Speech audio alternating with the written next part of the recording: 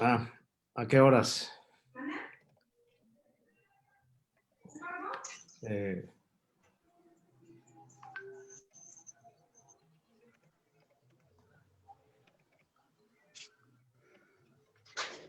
¿Ya estamos listos? Ya estamos listos, Dani. Buenas tardes a todos ustedes. El Ayuntamiento de Guadalajara les da la más cordial bienvenida a esta primer conferencia de esta semana de la mediación, denominada la conferencia La solución del conflicto como prevención de la violencia. Bienvenidos a todos ustedes y bienvenidos a las personas que nos están escuchando y viendo en este momento por la página de Facebook Guadalajara por la Paz. Hoy iniciamos con una ponencia muy importante. Definitivamente creo que es la posible solución al tema de la violencia, que es la prevención, y sobre todo la influencia que tiene la solución del conflicto en este impacto que puede tener la prevención. Para esto tenemos un experto hoy que nos invita como invitado. Es el maestro Andrés Daniel Quintanar Valencia. Les voy a dar una breve reseña de su currículum, muy breve, porque tiene mucha. Es maestro en gerencia pública, tiene como experiencia, fue director general de prevención del delito de la Secretaría de Seguridad de Jalisco, coordinador regional del programa Justicia Juntos para la Prevención de la Violencia por parte de USAID, director de desarrollo institucional del Ayuntamiento de Zapopan, director de proyectos especiales de la Presidencia de la República, fue subdirector de análisis de la información internacional en el CE y analista de información legislativa. Este es un breve currículum del maestro Andrés, y además yo, excelente ponente, le reconozco definitivamente, y un conocedor y experto en el tema de prevención. Ha trabajado durante mucho tiempo en temas de USAID a nivel nacional y ha dado asesorías incluso al Ayuntamiento de Guadalajara. Tuvimos unas excelentes asesorías de él y todavía la tenemos. Gracias, maestro Daniel. Y bueno, maestro, pues vámonos rápido y estamos a la orden de lo que nos puedas compartir. Y adelante. La dinámica, muchachos, es todos, por favor, hay que silenciar el micrófono. Vamos a limitar el tema de las preguntas porque ya, como ustedes saben, la inauguración es a las 5:10, entonces tenemos que terminar antes de las 5. Entonces, por lo tanto, aquí lo importante es que, Daniel, pues te queremos escuchar. Muchas gracias a todos. Adelante, Daniel, son tuyos. Muchas gracias, Fer, qué amable por tu referencia a un servidor. Espero no quedarles mal una vez que has generado estas expectativas, Fer. Yo simplemente quiero dar una plática introductoria, dado que la semana es muy rica en contenidos y creo que si podemos partir de ciertos conceptos y también de ciertas dimensiones, específicamente de las dimensiones del conflicto en México, pues va a ser más fácil aterrizar el resto de los conceptos que veamos en esta semana. Voy a compartir pantalla. Me tienes que habilitar, Fer, para poder compartir.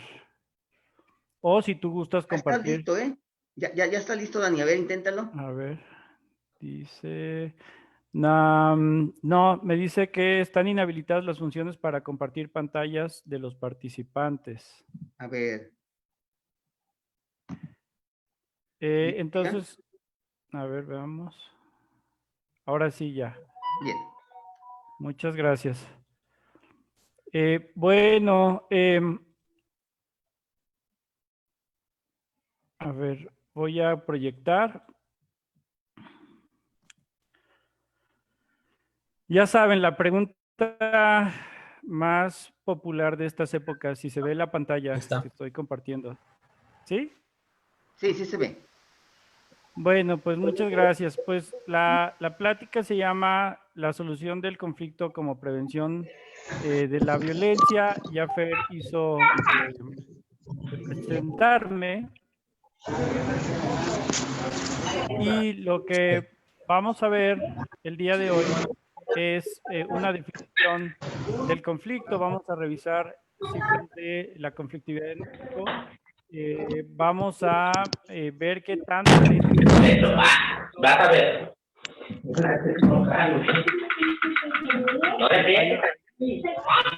Hay unos por ahí. A quienes tengan prendido su micrófono, les pido atentamente si lo pueden apagar, por favor. Bueno, espero que me entiendan. Vamos a...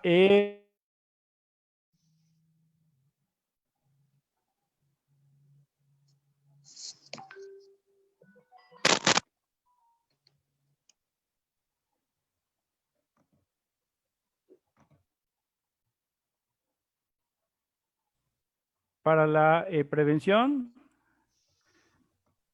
y también revisar algunos medios institucionales para atender el conflicto. El conflicto podemos entenderlo a grandes rasgos como un enfrentamiento de intereses o de objetivos a nivel individual o comunitario, y por lo tanto podemos entender el conflicto como algo inherente al ser humano. Donde haya dos personas, necesariamente va a haber conflictos, porque somos una diversidad de visiones, de entendimientos, de ideas y por lo tanto de sentimientos, de intereses y de objetivos, ¿no?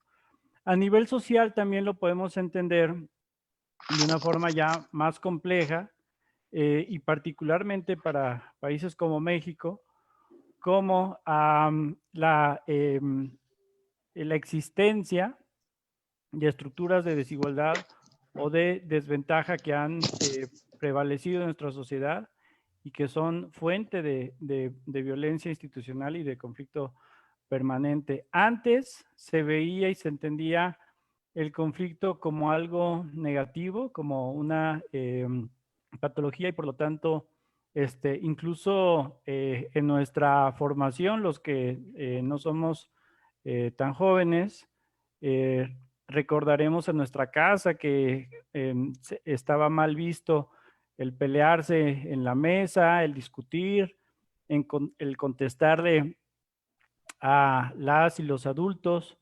A veces esta misma cultura está presente en los trabajos, ¿verdad? El negar el conflicto porque se le entiende como una patología, pero en realidad ha habido un crecimiento en el entendimiento del conflicto, en los estudios multidisciplinarios que buscan entender el conflicto y que ahora nos queda más claro a partir de esta intervención de la ciencia en la descripción y en el análisis del conflicto, que es una oportunidad de crecimiento a través de la transformación de las partes que intervienen en él.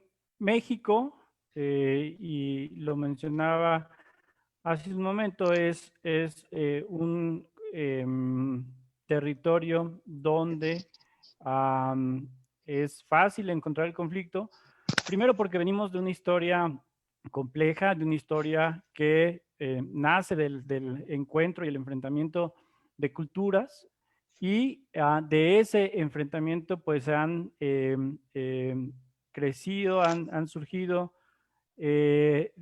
estructuras sociales de diferenciación que permanecen hasta nuestros días, estructuras de clase, de etnia, de género. Hay también una digamos, confrontación, una lucha en torno a la autoridad de actores legítimos y no legítimos, lucha por el territorio, por la tierra, por el agua, etcétera. Una gran cantidad de dimensiones sociales. De hecho, antes del momento actual de violencia que conocemos, que surge en la década pasada, los niveles de violencia y de homicidio en México en los 90s, en los 80s, no eran distintos, eran niveles muy altos, pero más en entornos rurales. Lo que ocurrió en la década pasada es que venían descendiendo estos niveles de violencia directa tan altos, pero también venían mudándose a los entornos urbanos. pero nuestra sociedad pues permanentemente ha visto diversas manifestaciones de conflicto por razones de polarización y de segregación como las que les estoy comentando. De hecho, América Latina es la región más violenta del mundo y resulta que también es la región más desigual del mundo. Entonces, una cosa surge de otra. Sin embargo, también creemos, y acá voy a comentar un poco de eso, que además de pensar en esto que se le suele llamar las raíces profundas de la violencia, bueno, también hay mecanismos para actuar directamente, para interrumpir, para desmovilizar las dinámicas violentas en la sociedad. Y también por la caracterización de nuestra sociedad, bueno, tenemos, digamos, nos dice este autor que estamos revisando, hay diferentes grupos que toman parte en acciones violentas y en algunos casos es incluso difícil separar a víctimas de perpetradores de acciones violentas. Bueno, vamos a ver un año con cifras que tenemos, un año específicamente de 2019 a 2020, cómo se da el conflicto, particularmente el conflicto urbano en México. Estas cifras que van a ver, y creo que no se alcanza a notar, abajo hay una cita de la fuente de los datos en cada caso. En todos los casos la fuente es el INEGI, en algunos casos a través de las encuestas de victimización, en otros casos a través de la encuesta de seguridad urbana, que es una encuesta de percepción, y en otros casos de censos de gobierno. Pero todas las cifras que les voy a presentar son cifras del 2019 al 2020, y lo que quiero es que dimensionemos qué tanto ocurre el conflicto.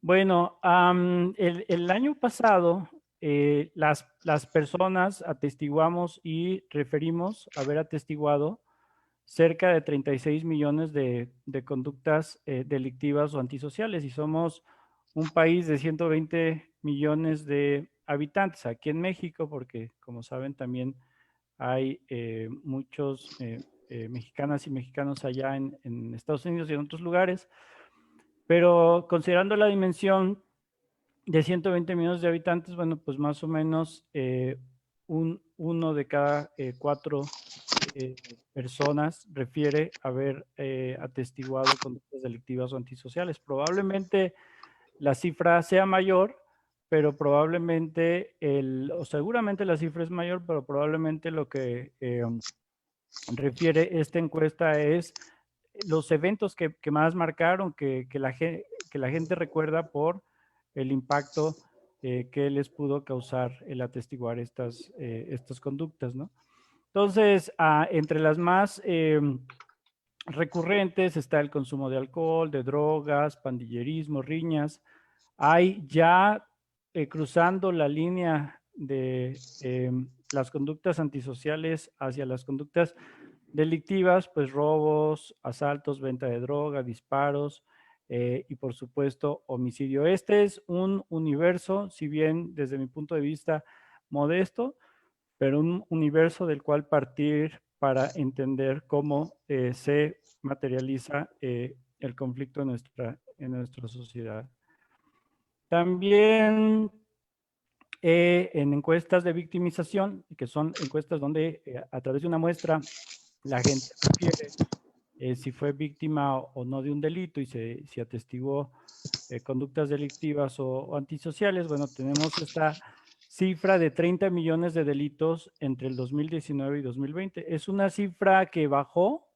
Normalmente estábamos entre 33, 34 millones de delitos y bajó el año pasado, entre otras cosas, sin demeritar la acción de diversos cuerpos de policía y procuración de justicia, pero bajó ayudado por el contexto de la pandemia, en donde pues la gran parte de la población estuvimos más tiempo resguardados en casa y cuidándonos de salir en las noches o para ciertas actividades recreativas, y esto tuvo un impacto en la disminución de la percepción de los delitos, pero también del registro de delitos. Y aquí vemos nuevamente el robo patrimonial está muy presente, temas de fraude y extorsión también, y también amenazas verbales, lesiones. Hay un dato de 2.600.000 delitos distintos donde se incluye la extorsión y los delitos sexuales, pero aquí hay que decir que la tasa de incidencia delictiva, específicamente delitos sexuales, que es lo que vemos en la pantalla, es muy distinta entre hombres, entre mujeres y hombres. Está al revés, el primer número es de hombres y el segundo de mujeres, de manera que si pusiéramos los delitos ocurridos según la experiencia de las mujeres, los delitos sexuales estarían en el segundo o tercer lugar de los delitos que la gente refirió el año pasado.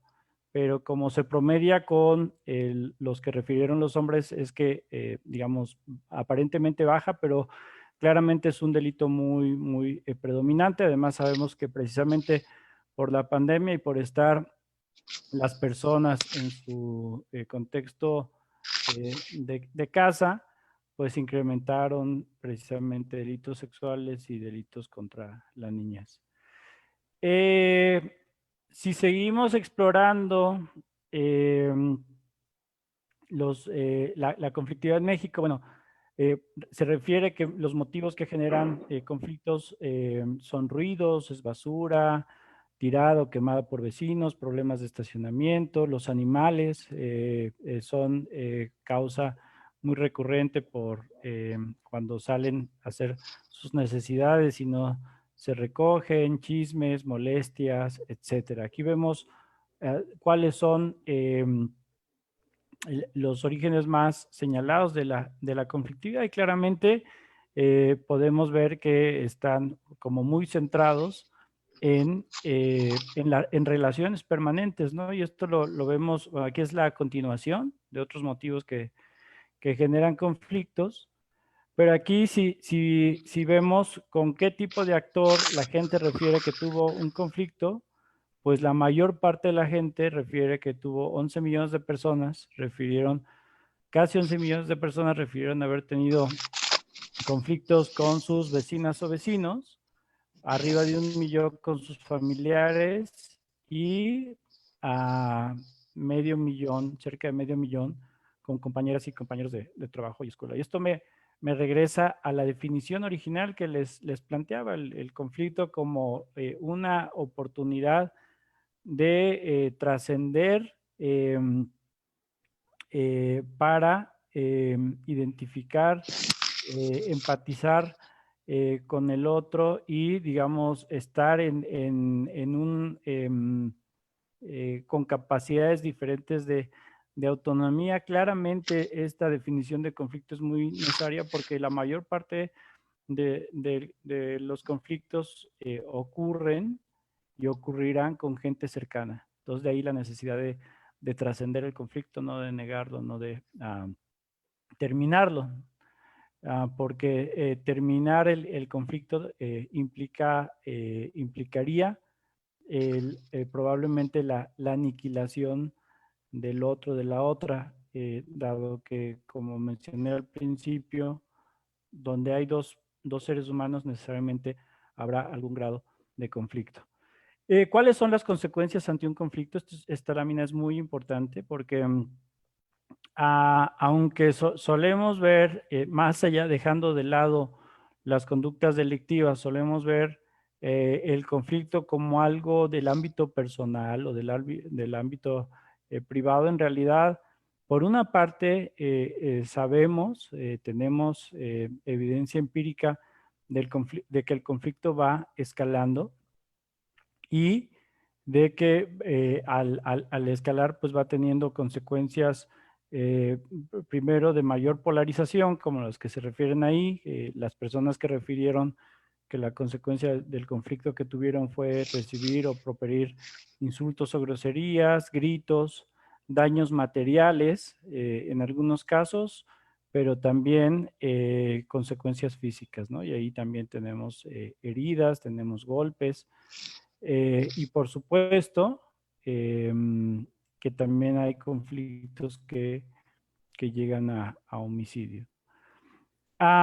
Si tenemos entonces a este universo de cerca de 36 millones de conductas delictivas o antisociales, pues podemos en esta lámina ver que fueron muy pocas las que se institucionalizaron, ¿no? Como decía antes, al considerarse el conflicto como algo que queda en la esfera personal, en la esfera privada, los particulares no son propensos a institucionalizar el conflicto y las propias instituciones tampoco, lo cual deja abierta una gran posibilidad precisamente de prevenir la violencia y el delito, como veíamos aquí para algunos casos donde las consecuencias son materiales o físicas. Entonces, si pensamos en el ámbito de la justicia municipal o justicia cívica, fueron solo alrededor en todo el país, también en el mismo periodo 2019-2020, alrededor de 1 millón de casos en los que se levantaron infracciones por los asuntos que ven ustedes ahí, por afectar al bienestar colectivo y la salud de las personas, 600,000 infracciones, esto es a nivel nacional, afectación a la propiedad privada o dominio público, 35,000, afectación a la convivencia social, 483,000, y así podemos ir hacia abajo. Entonces, vemos que solo una parte muy pequeña de las conductas delictivas o antisociales se institucionalizaron a través del ámbito municipal, y esta es la institucionalización a través del ámbito penal.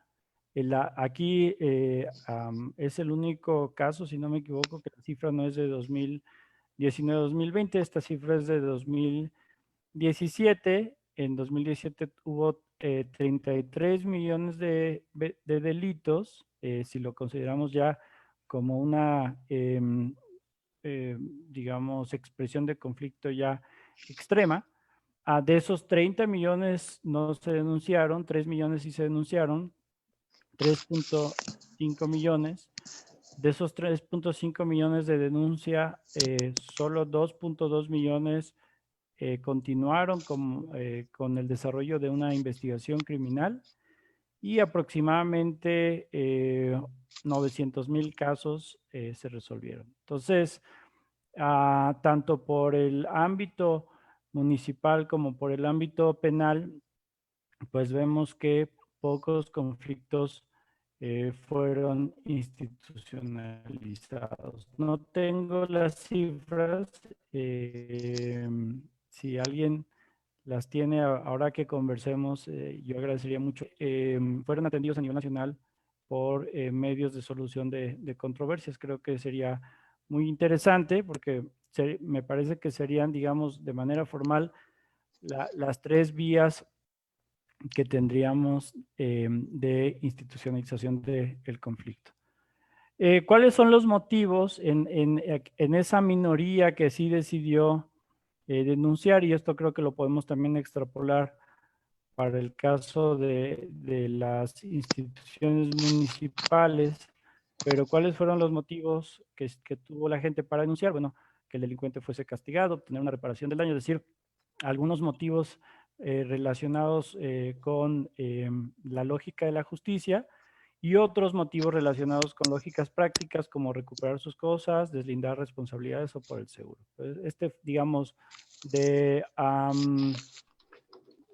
los 3 millones de delitos más o menos denunciados, pues estas fueron las causas. Y de los 26 millones de delitos no denunciados, pues vemos además entre las causas para no denunciar nuevos conflictos, ¿verdad? En unos casos por miedo al agresor, en una gran cantidad de casos por causas relacionadas con la autoridad. Tal vez la autoridad desmotivó al denunciante por desconfianza, por actitud hostil, por miedo a la extorsión, y también en algunos casos que de alguna manera también son atribuibles o tiene algún papel que jugar en esto la autoridad, se pudiera pensar como en causas más también prácticas, pero no por eso sin estar relacionadas con la autoridad, como la pérdida de tiempo, trámites largos y difíciles, no tener pruebas, por ser delito de poca importancia y por otras causas. Entonces, en general, estas son las causas por las que una minoría de las personas sí acuden a las instituciones y una mayoría no. Y yo creo que también es interesante referir otros sesgos culturales, como el tema de cinismo legal, así es el término, y es esta idea de cuando personas o comunidades viven explícitamente a través de una tolerancia a la ilegalidad o de asumir normas alternativas a la legalidad porque se consideran legítimas. El asunto del pánico moral, que es esta idea muy, desde mi punto de vista, judio-cristiana de la culpa y del señalamiento de las personas que entran al sistema de procuración e impartición de justicia, y derivado de lo mismo, pues una visión punitivista, ¿no? Estos tres aspectos también van a ser pertinentes más adelante en la conversación. Sabemos, y aquí algunos notas más de contexto, más anecdóticas, pero sabemos que o el conflicto escala o hay una dualidad del conflicto y la violencia y el delito. Entonces aquí vemos estos ejemplos: riña en Tepito deja un muerto y 7 heridos, perro genera riña entre vecinos en Playa del Carmen, uno queda parapléjico, el 86% de los delitos en el Estado de México son cometidos por jóvenes drogados, en fin.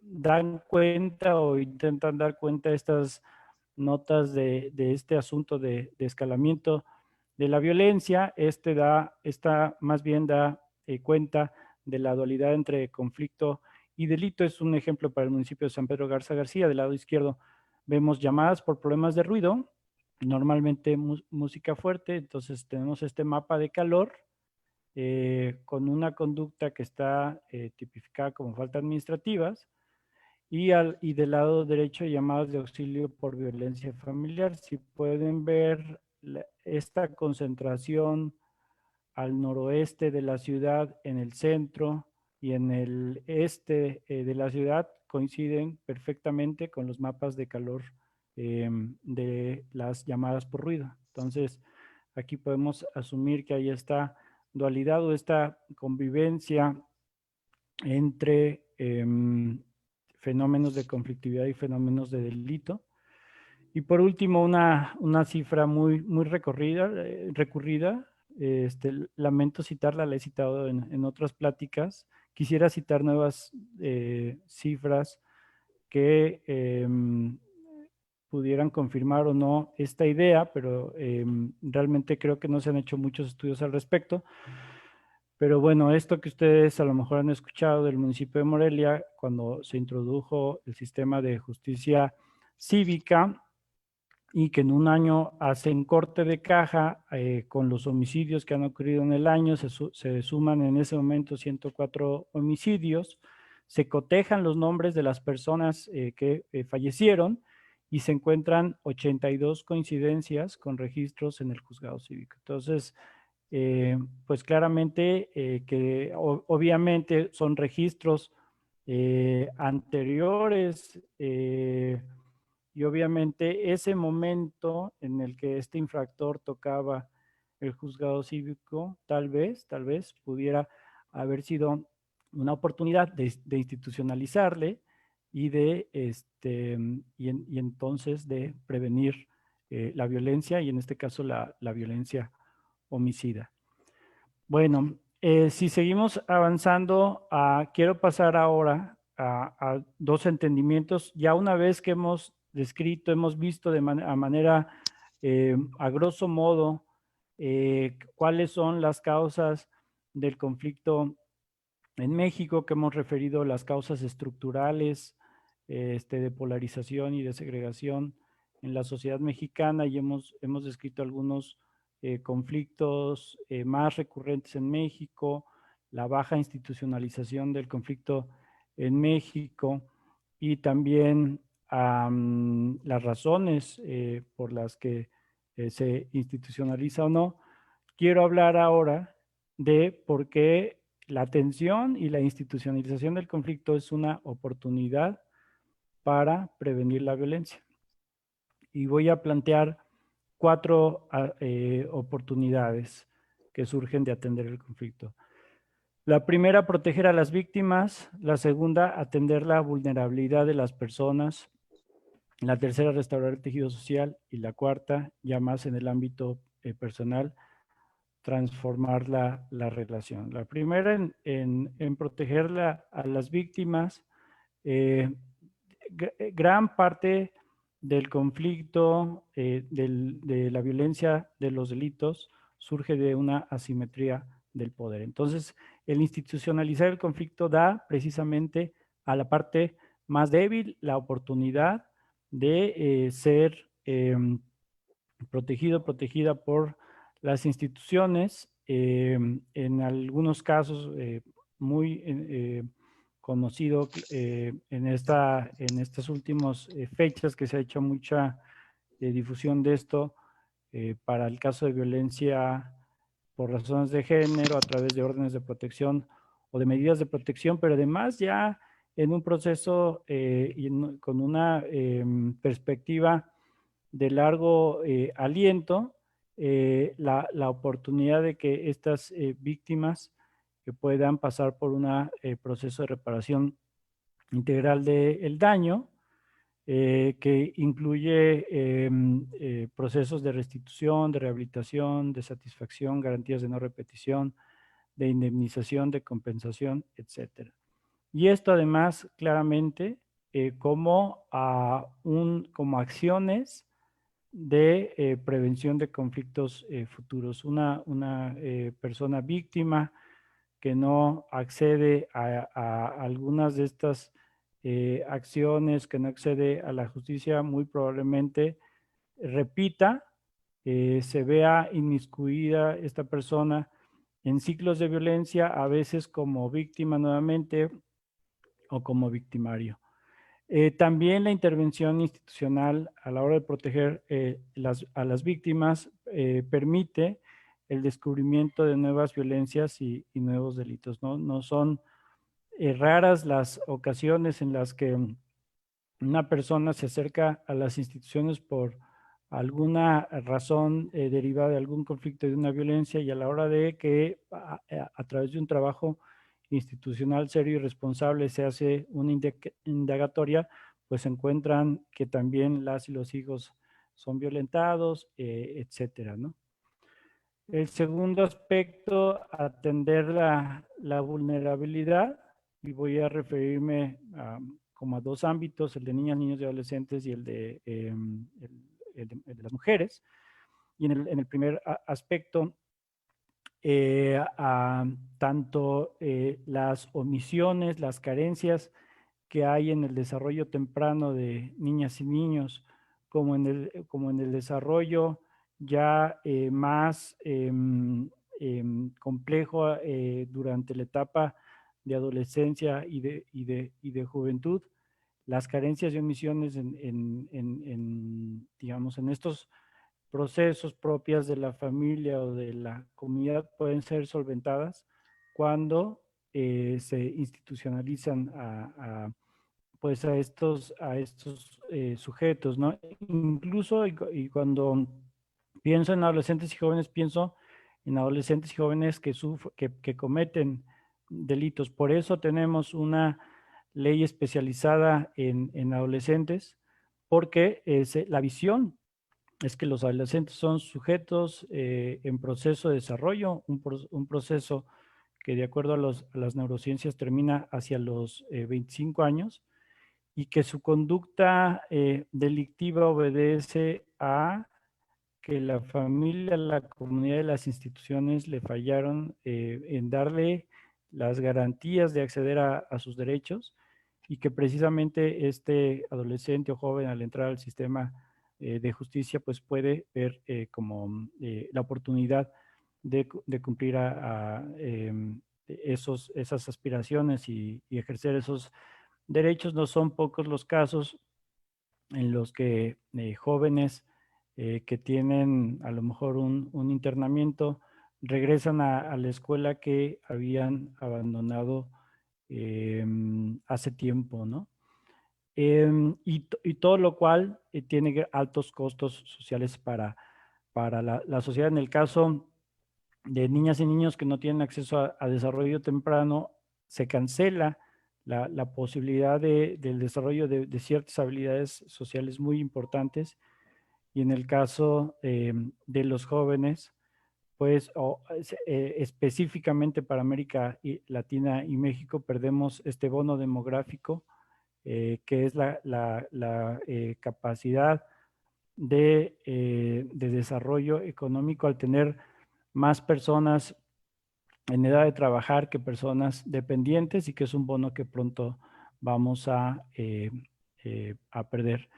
Y aquí hay una revista, si no me equivoco, un estudio que se titulaba Yale or Jail.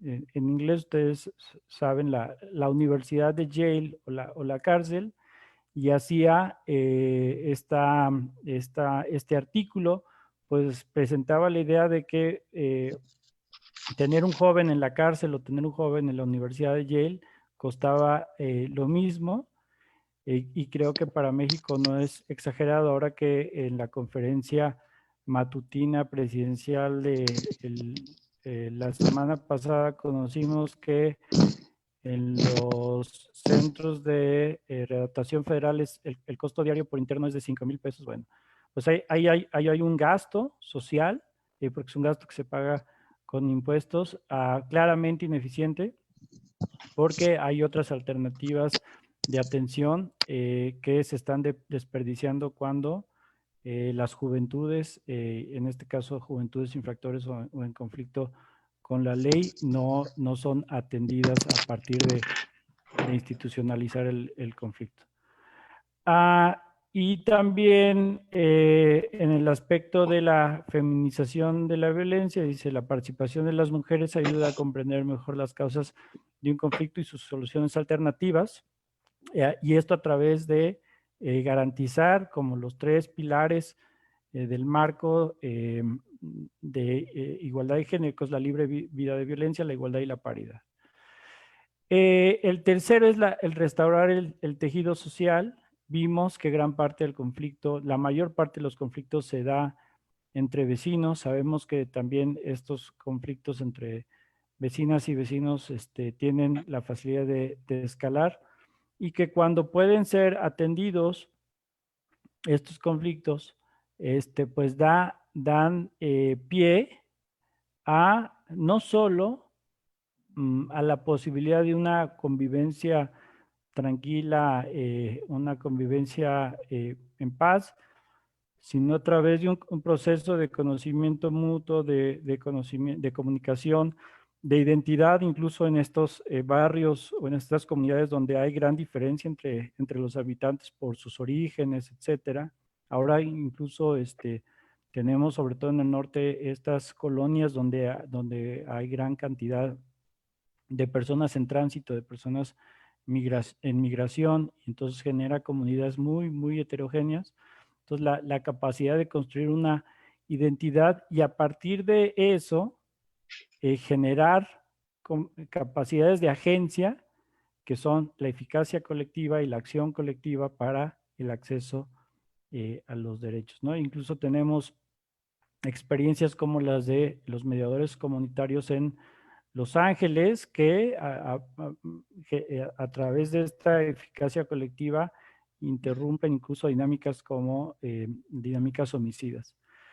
Y por último, transformar la relación, la oportunidad de transformar la relación, ya más en el ámbito personal, pero también desde las instituciones. Esto es algo que ocurre mucho en las instituciones de justicia alternativa a través de la mediación, de la conciliación, el que surja que más allá o antes del conflicto legal hay conflictos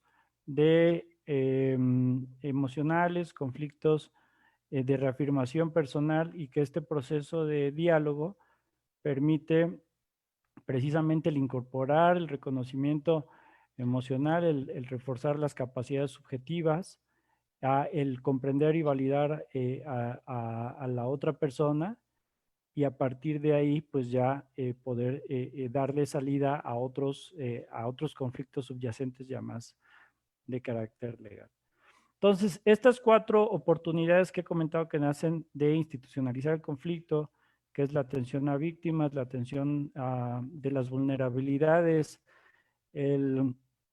la reconstrucción del tejido social y esta última es la transformación de la relación. Bueno, tenemos por lo menos 4 instituciones y voy a dar un repaso muy rápido por si hubiera algún comentario. Tal vez preguntas no las hayas, pero me gustaría escucharles si alguien quisiera también enriquecer la plática con algún comentario y por supuesto pregunta. Entonces, estas 4 posibilidades, bueno, creo que hay 4 caminos institucionales, para caminar. La mediación policial, los métodos de solución de controversias, la justicia penal, la justicia transicional. Entonces, mediación policial, bueno, claramente este cambio de enfoque de la seguridad pública muy centrada en las instituciones a la seguridad ciudadana muy, muy centrada en las personas, estas diferentes visiones de policía que se enraiza en la comunidad y la comunidad es parte de la policía y la policía es parte de la comunidad y a partir de eso es que se puede recolectar información, generar análisis, generar propuestas y así volverse el policía un facilitador de la vida comunitaria, ¿no? Me encanta una frase de la presidenta municipal Flores Carrales allá en Nuevo León que dice, cada policía se vuelve un presidente municipal en la calle y no es una exageración porque de verdad tiene la capacidad a partir de estar en territorio de gestionar otras cuestiones, ¿no?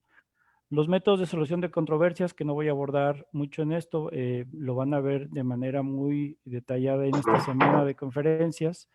La justicia cívica, que busca transformar o pasar de una visión punitiva y recaudatoria que se pudiera tener en algunos ámbitos de justicia municipal a dinámicas de identificación y solución temprana de los conflictos y de la atención, como dije antes, a las vulnerabilidades.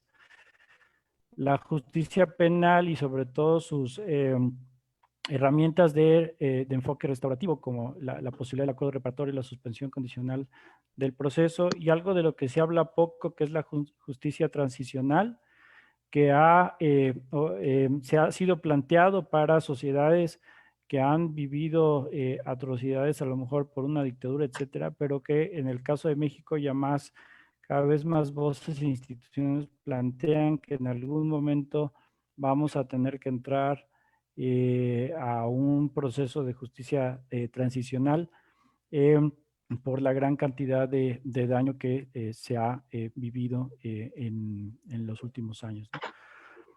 Hay grandes retos para que estos 4 canales institucionales funcionen, el cambiar del enfoque punitivo al enfoque restaurativo, empezando por las propias instituciones, los derechos de las y los policías, los derechos de las y los jueces, etcétera, y también un reto de suficiencia de recursos. Para terminar, diré entonces que el conflicto muy presente en la sociedad mexicana es una oportunidad para detonar la intervención institucional por diferentes canales. Ya he referido canales de justicia cívica, de mediación policial, de justicia penal, etcétera, de medios de solución de controversias, para proteger derechos y garantizar otros, para desarrollar capacidades o para desarrollar criterios, normas, valores comunes que permiten gestionar y resolver sin recurrir al uso de la violencia, es decir, sin la aniquilación del otro, y así salvaguardar la autonomía, que es fuente de nuevos conocimientos y nuevos conflictos.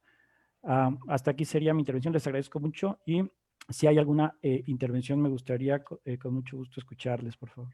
Adelante. Dani, muchas gracias por tu ponencia. De hecho, muy nutritiva. Definitivamente la solución del conflicto es la mejor forma para desactivar la violencia y evitar escalada de violencia. Muchachos, tenemos el tiempo recortado, pero sí nos alcanza para unas 2 preguntas. Adelante, por favor, si alguien quiere preguntar al maestro Daniel.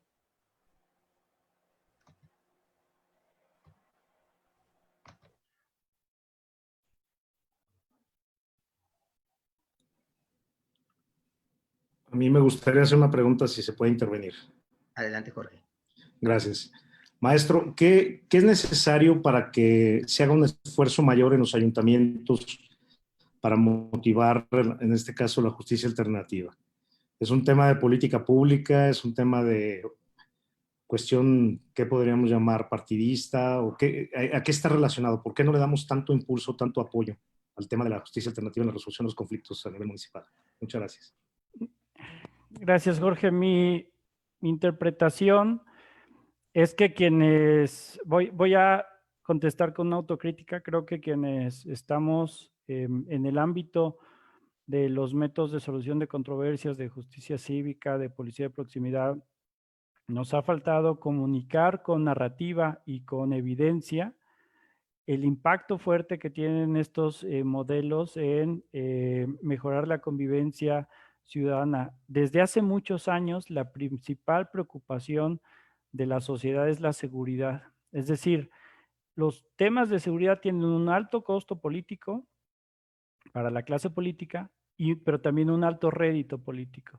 Entonces creo que en la medida en la que la clase política vaya incorporando estas nociones y vaya conociendo, teniendo evidencia de que estas herramientas pueden, digamos, ayudar a la continuidad de los proyectos políticos, pues en esa medida se van a ir incorporando. Yo creo que Jalisco está avanzando rápido. Creo que tenemos un instituto de justicia alternativa muy activo, y ahora en temas de justicia cívica hay una mesa de la cual Fernando ha sido un actor importantísimo en impulsar esta mesa y en también apoyarse del IMEPLAN para que esta mesa logre homologar la visión de justicia cívica en los diferentes ayuntamientos. Entonces, ¿qué nos falta, Jorge? Yo creo que no ceder, que seguir empujando. Es una transformación cultural e institucional, lleva muchos años y no hay que aflojar el paso, y hay que seguir empujando a que suceda. Muchas gracias y felicidades por tan buena charla, y felicidades al maestro Fernando por esta iniciativa genial. Muchas gracias. Gracias. ¿Puedo yo hacer una pregunta? Claro, adelante. Sí, por favor. Gracias. Soy Elsa Cortés, soy prestador de servicios en el Instituto de Justicia Alternativa. Yo quisiera de alguna manera preguntar por qué a base de lo que viene siendo la costumbre, si la ley contempla la conciliación, la negociación, el arbitraje, la mediación, ¿por qué no comenzamos ya a darle fuerza al arbitraje, a la negociación y a la conciliación? Porque básicamente es mediación lo que se está viendo en el instituto, y es muy importante la figura del arbitraje, y es muy importante las cláusulas arbitrales para que la gente se acostumbre a no tener que acudir al juzgado, al tribunal, sino que, bueno, a lo mejor se puede poner una cláusula en la que se somete a una mediación y de ahí, en caso que por a través de la mediación no se resuelve el conflicto, someterse a un arbitraje. Entonces, yo estoy preguntando, ¿qué consideran ustedes como especialistas que está sucediendo para no usar el arbitraje o la negociación o la conciliación como establece la ley de justicia alternativa? ¿Por qué nos hemos limitado únicamente a la mediación? Gracias, Elsa. Creo que en primer lugar lo que haces es plantear una propuesta muy interesante. Allá hay muchos instrumentos muy importantes que están subutilizados claramente. Creo que lamentablemente a lo largo del proceso penal hay una serie de intereses, no necesariamente intereses legítimos, y que eso es una construcción o de construcción del proceso de procuración y justicia que se tiene que componer. Además, como mencioné en la plática, hay una visión cultural, social, muy enfocada en el castigo, en el enfrentamiento, que también tal vez hace poco atractivo a la sociedad, también por desconocimiento, el acudir a los medios que mencionas. Entonces, creo que por una parte es una tarea de difusión y por otra parte también es una tarea de contrarrestar y equilibrar poderes fácticos e intereses creados en el proceso de justicia, para decirlo Pues, con todas sus letras. yo querría decirlo en público, que todos empujemos que la ley se cumpla a cabalidad y no que únicamente, digo, de verdad ha funcionado muy bien, ¿no? Y de verdad la gente se está relacionando y está contenta con lo que viene siendo la mediación, pero podemos ayudar a los juzgados si implementamos la ley como es, o sea, porque son 4 instancias que no estamos para nada. Incluso no sé si en el Instituto de Justicia Alternativa habría personas que pudieran validar un laudo o una cosa así. Entonces, yo sí quiero, yo me fui a España a estudiar arbitraje y estoy muy, muy comprometida con esto y estoy en un tribunal arbitral en Londres y querría de veras impulsar y darle la importancia que tiene el arbitraje como tal, la conciliación y la negociación, a efecto de que ahorita, sobre todo en COVID, podamos pues cubrir lo que viene siendo la ley, ¿no? Te quiero decir, Elsa, que te está escuchando Fernando, y Fernando es una persona muy proactiva. Tan es así que estamos aquí en el inicio de esta semana muy interesante. Sí. Y sí, tu voz y tu propuesta es algo que debe de tener eco en todos nosotros, y estoy seguro que con iniciativas como las de Fernando, pues podemos seguir empujando que suceda. Muchas gracias. Buenas tardes y muchas gracias por la plática. Estuvo muy interesante. Muchas gracias a ti, Elsa, y definitivamente tenemos un problema de violencia y una fórmula que podría ser efectiva es la solución del conflicto en forma temprana sobre todo. Y tenemos varias herramientas y la intención es de que todos usemos esas herramientas que son varias y no nos limitemos nada más a una. Excelente tu intervención. Bien, muchachos, pues se nos fue el tiempo. Quisiéramos hacerle más preguntas al maestro Daniel, pero pues yo creo que ya nos alcanza, porque recuerden que les invitamos a la inauguración de esta semana de la mediación, que no se llevó a cabo en el tiempo programado por cuestiones de logística y agenda, pero se va a llevar a cabo a las 5 de la tarde con 10 minutos. Los invitamos a que estén con nosotros en la página de Facebook Guadalajara por la Paz. Daniel, pues no me queda más que agradecerte. Muchísimas gracias por tu aportación y creo que te vamos a seguir invitando. Definitivamente sí, tienes amplio conocimiento y pues un aplauso, aunque sea en el... Gracias. Gracias, Daniel, y muchas gracias a todos ustedes, y estamos a sus órdenes, ya saben, cualquier cosa. Gracias. ¿Nos puede compartir la información? Sí, claro, le mandé la presentación a Fer. Fer, solo pedirte, no sé si se pueda subir a la página de Facebook o algo, para que esté a disposición de todos ustedes. Claro, ya con la autorización de Daniel ya la tengo, la bajé, yo se las paso al chat que formamos, ahí se las envío a todos ustedes. Muchas gracias, buenas tardes, gracias Daniel, maestro. Gracias. Gracias. Hasta Un luego. abrazo, gracias. Los esperamos.